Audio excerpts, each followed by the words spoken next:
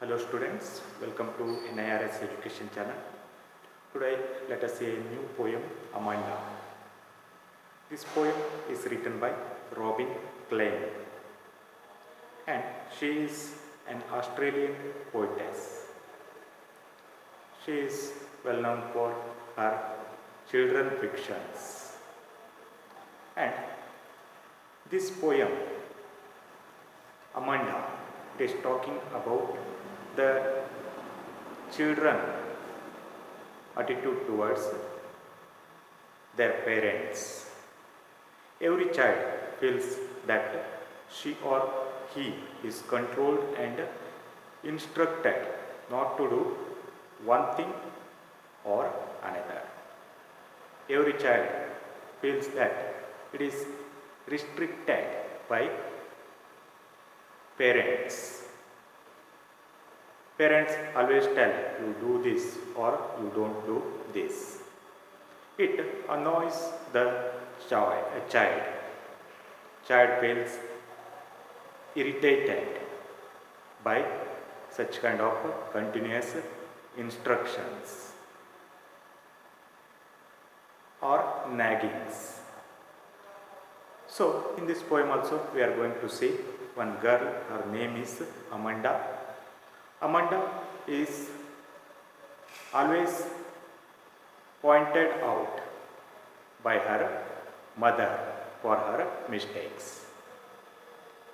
So Amanda wants to go to different world of her imagination where there is no restrictions, where there is no instructions, where there is no control on her. She can enjoy her freedom completely. To such kind of imaginary place she wants to go. Now let us see the poem. How does mother try to restrict her and what is her reaction for the mother's restrictions? See that. Don't bite your nails, Amanda. Don't hunk your shoulders, Amanda. Stop that slouching and sit up straight, Amanda. See here. Here we can see mother's instruction. In one stanza it is given. To reply for mother's instructions, Amanda's thoughts are given. Amanda's thoughts are given in the brackets because she is not speaking to her mother. She is not giving reply to her mother. But when mother tells her all these things, in her mind she imagines all those things. That's why those things are given in the brackets. See, don't bite your nails, Amanda. Yes, Amanda, she is biting her nails. Then mother comes and she says, don't bite your nails, Amanda. It is not good. It is very bad habit. Don't do like that. Don't hunk your shoulders. Hunk means say, bend or curve. Sometime Amanda, she used to sit like this. She used to bend her shoulders. By saying that, mother says, don't hunk your shoulders. It is not good habit. Stop the slouching and sit up straight, Amanda. Yes. Usually some children, while they are sitting, they sit in this manner, slouching manner. Slouching means a hanging down of the head or a drooping posture.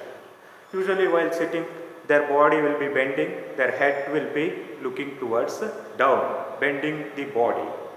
Particularly upper part of the waist, it will be bending.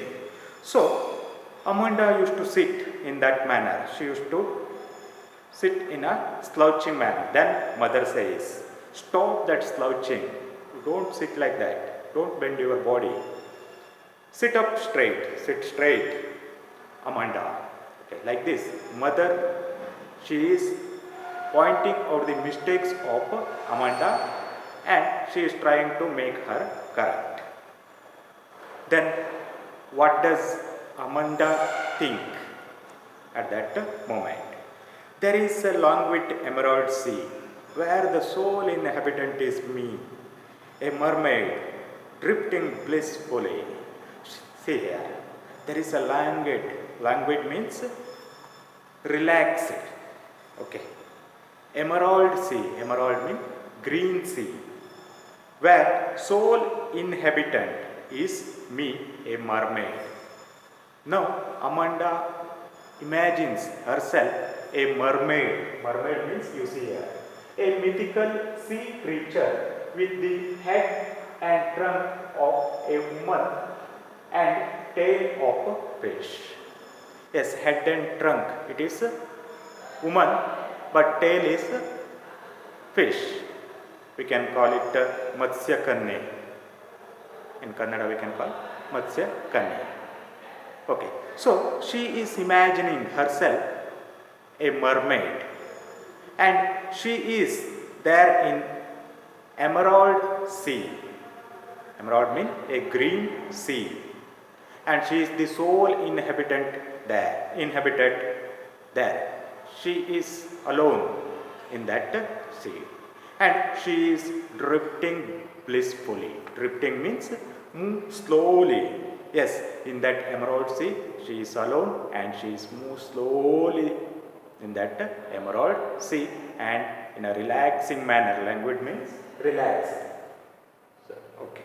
Languid means relaxed manner. She is moving in a green Emerald Sea peacefully, happily. Okay. In a blissful manner, calm or relaxed manner. So, she is imagining she must move away from her family. She has to live alone in that Emerald Sea, where there is no restrictions from parents, where she can enjoy her freedom. There is no restriction. That's why she imagines herself as a mermaid and she wants to drift blissfully in Emerald Sea. Okay. Next, again mother says, did you finish your homework, Amanda? Did you tidy your room, Amanda? I thought I told you to clean your shoes, Amanda. See that. Again mother is telling, did you finish your homework? Did you tidy your room? And did you clean your shoes? Already I have told you to clean your shoes. Did you clean that? Did you clean your shoes? And did you clean your room? Did you complete your homework? Like this, mother is asking to Amanda. Then what is the reply of Amanda for that? I am an orphan roaming the street. I pattern soft dust with my hushed bare feet. The silence is golden and freedom is sweet. See here, I am an orphan. Now Amanda, she is thinking herself, instead of being daughter to these parents, I should have been an orphan. Okay, I should have been an orphan. Then I would be roaming the street without any restriction of anybody. I would be roaming the streets. No one would restricted me there. That would be my freedom. I pattern soft dust with my hushed bare feet. Yes, on the road where there is soft dust, there I would make some pattern means some design. With the feet only she wanted to make some design with her hushed means white bare feet. Bare means feet without shoes or slippers. In her bare feet she wanted to make some pattern in the dust, soft dust. The silence is golden and freedom is sweet. At that time, there would be complete silence, gold-like silence.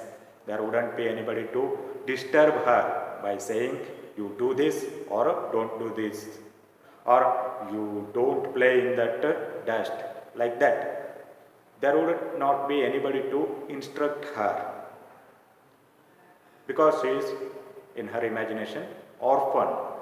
So there wouldn't be restriction from her parents. So the silence is golden. She would have enjoyed that silence. The freedom is sweet and she could have enjoyed that complete freedom where there is no restrictions. So in her imagination she wants to become orphan and she wants to live freely without any restriction from her parents. So let us stop here. We shall continue in the next session. Thank you for watching it.